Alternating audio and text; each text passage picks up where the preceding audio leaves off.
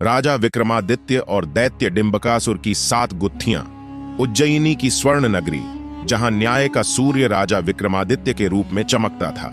प्रजा सुखी थी, विद्वान सम्मानित थे और वीरता हर हृदय में रची बसी थी। पर नियति को कुछ और ही मंजूर था। विंध्याचल के गहन अंधकार से एक भयानक साया उभरा, दैत्य डिंबकासुर। अपनी प्रचंड शक्ति और मायावी तंत्रों से उसने धरती कंपा दी थी। ड्रामेटिक संगीत शुरू होता है। डिंबकासुर का आतंक, गहरी गड़गड़ाहट वाली आवाज। उज्जैनी के राजा, सुनो, मैं हूं डिंबकासुर, विंध्याचल का स्वामी। तुम्हारे राज्य पर मेरी छाया पड़ चुकी है। यदि अपनी नगरी को राख होने से बचाना चाहते हो तो मेरे 7 गूढ़ प्रश्नों का उत्तर दो। विफल हुए तो विनाश निश्चित है। उज्जैनी में भय और निराशा का माहौल दिखाया जाता है। लोग डरे हुए हैं, अमात्य चिंतित हैं। राजा की चुनौती, विक्रमादित्य की दृढ़ और शांत आवाज। दैत्य, उज्जैनी डरना नहीं जानती। हम तुम्हारी चुनौती स्वीकार करते हैं। अपने प्रश्नों को भेजो। सत्य और ज्ञान के बल पर हम तुम्हारा सामना करेंगे। राजा विक्रमादित्य अपने दरबारियों के साथ दैत्य के ठिकाने की ओर प्रस्थान करते हैं। उनके चेहरे पर चिंता है, लेकिन संकल्प भी स्पष्ट है। पहली गुत्थी, सत्य और असत्य। डिंबकासुर एक भयानक रूप में प्रकट होता है। उसकी आंखें जल रही हैं। डिंबकासुर, व्यंग्यपूर्ण हंसी। ओह धर्मात्मा राजा, बताओ तो, सत्य और असत्य का तराजू क्या है? किस भार से तुम इनका माप करोगे? विक्रमादित्य, आत्मविश्वास से भरी मुस्कान।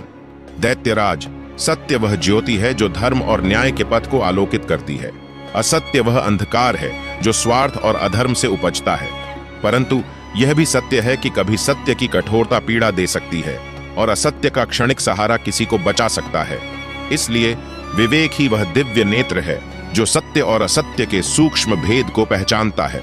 डिंबकासुर की भौहें सिकुड़ती हैं, वह प्रभावित होता है। दूसरी गुत्थी, जीवन और मृत्यु। डिंबकासुर, जिज्ञासु स्वर में, राजा, जीवन एक उत्सव है या एक अभिशाप? और मृत्यु, क्या वह अंत है या एक नया आरंभ? जीवन और मृत्यु के उस रहस्य को उजागर करो जो युगों से छिपा है। विक्रमादित्य, गहरी सांस लेते हुए, जीवन कर्म की रंग भूमि है जहां हर पल एक नया अवसर लेकर आता है। मृत्यु उस कर्म का विश्राम है, एक पड़ाव जहां आत्मा अपनी यात्रा का लेखा जोखा करती है। जिसने अपने जीवन को सत्य, परोपकार और धर्म के पुष्पों से सजाया है, उसकी मृत्यु भी अमृतत्व की सुगंध छोड़ जाती है। विक्रमादित्य की आंखों में एक दिव्य चमक दिखाई देती है। तीसरी गुत्थी, सबसे शक्तिशाली क्या है? डिंबकासुर, अपनी शक्ति का प्रदर्शन करते हुए जमीन हिलती है। देखो मेरी शक्ति, पर्वत भी मेरे सामने झुकते हैं। बताओ, इस संसार में मुझसे भी बड़ी शक्ति क्या है? विक्रमादित्य, शांत लेकिन दृढ़ स्वर में, दैत्य, तुम्हारी शक्ति क्षणिक है, भौतिक है। संसार की सबसे बड़ी शक्ति ज्ञान है। ज्ञान वह प्रकाश है जो अज्ञान के अंधकार को चीरता है। ज्ञान से ही मनुष्य स्वर्ग और नरक का निर्माण करता है। निर्बल भी ज्ञान के बल पर महान बन सकता है और अज्ञानी बलवान भी विनाश को प्राप्त होता है। डिंबकासुर सोच में पड़ जाता है। चौथी गुत्थी, राजा और प्रजा का संबंध। डिंबकासुर, चुनौतीपूर्ण लहजे में, राजा, तुम स्वयं को क्या मानते हो, स्वामी या सेवक? बताओ, राजा और प्रजा के इस अटूट बंधन में कौन अधिक महत्वपूर्ण है? विक्रमादित्य, भावुक होकर, राजा प्रजा के बिना एक वृक्ष है जिसकी जड़ें ही नहीं हैं, और प्रजा राजा के बिना एक पतंग है जो दिशाहीन भटकती है। राजा का धर्म है कि वह अपनी प्रजा की सेवा करे, उनके दुखों को अपना दुख समझे, और प्रजा का धर्म है कि वह अपने राजा का सम्मान करे, उसके न्याय पर विश्वास रखे। जब यह प्रेम और कर्तव्य का संतुलन बनता है, तभी एक समृद्ध और खुशहाल राज्य का निर्माण होता है। दरबारियों की आंखों में सम्मान के आंसू आ जाते हैं। पांचवीं गुत्थी, सबसे मूल्यवान वस्तु। डिंबकासुर, सोचते हुए, धन, रत्न, स्वर्ण, मनुष्य इनकी लालसा में अपना जीवन बिता देता है। बताओ राजा, इन सबसे बढ़कर मूल्यवान वस्तु क्या है? विक्रमादित्य, गंभीरता से, दैत्यराज, संसार में सबसे मूल्यवान वस्तु समय है। धन और शक्ति को खोकर वापस पाया जा सकता है, ज्ञान अर्जित किया जा सकता है, परंतु बीता हुआ एक क्षण भी कभी लौट कर नहीं आता। जो व्यक्ति समय के महत्व को नहीं समझता, वह जीवन की सबसे बड़ी निधि को व्यर्थ गंवा देता है। विक्रमादित्य अपनी कलाई पर बंधी घड़ी को देखता है, जैसे समय के महत्व को महसूस कर रहा हो।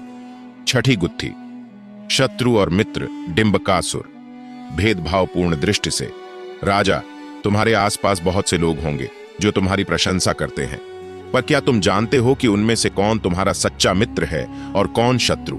उस धोखे के जाल को भेद कर दिखाओ। विक्रमादित्य मुस्कुराते हुए, दैत्य जो तुम्हारे मुख पर मीठे शब्द बोले और पीठ पीछे तुम्हारे विरुद्ध षड्यंत्र रचे, वही तुम्हारा सच्चा शत्रु है। और जो तुम्हारी गलतियों पर तुम्हें टोके, तुम्हारे भले के लिए कठोर शब्द भी कहे, वही तुम्हारा सच्चा मित्र है। सच्चा मित्र वह है जो सुख दुख में हमेशा तुम्हारे साथ खड़ा रहे, बिना किसी स्वार्थ के। विक्रमादित्य अपने अमात्यों की ओर स्नेह से देखते हैं। 7वीं गुत्थी, मृत्यु का भय डिंबकासुर। अंतिम और सबसे चुनौतीपूर्ण प्रश्न। राजा, तुम इतने ज्ञानी और वीर हो, फिर भी क्या मृत्यु का विचार तुम्हें भयभीत नहीं करता? क्या तुम उस अटल सत्य से नहीं डरते जो हर प्राणी का अंत है? विक्रमादित्य शांत और दृढ़ स्वर में, उनकी आंखों में कोई डर नहीं। मृत्यु एक अटल सत्य है दैत्यराज। उससे भयभीत होना अज्ञानता है। जिसने अपने जीवन में धर्म और न्याय का पालन किया है, सत्य के मार्ग पर चला है, वह मृत्यु को एक अंत नहीं बल्कि एक नई यात्रा का आरंभ मानता है। मैंने सदैव धर्म का मार्ग चुना है, इसलिए मुझे मृत्यु से कोई भय नहीं। विक्रमादित्य की वाणी में आत्मविश्वास और शांति झलकती है। डिंबकासुर पछतावे भरे स्वर में, राजा, तुम्हारे ज्ञान और विवेक ने मेरे अहंकार को चूर चूर कर दिया। मैंने अपनी शक्ति का दुरुपयोग किया। तुम्हारे उत्तरों ने मेरी आंखें खोल दी हैं। मैं अब किसी को कष्ट नहीं दूंगा। इस पाप का प्रायश्चित करने के लिए तपस्या करूंगा। डिंबकासुर धीरे धीरे जंगल में ओझल हो जाता है।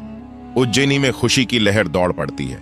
लोग राजा विक्रमादित्य की जय जयकार करते। दैत्य का पराजय और उज्जैनी की रक्षा। डिंबकासुर आश्चर्य और सम्मान से राजा को देखता है। उसका भयानक रूप धीरे धीरे शांत होता जाता है।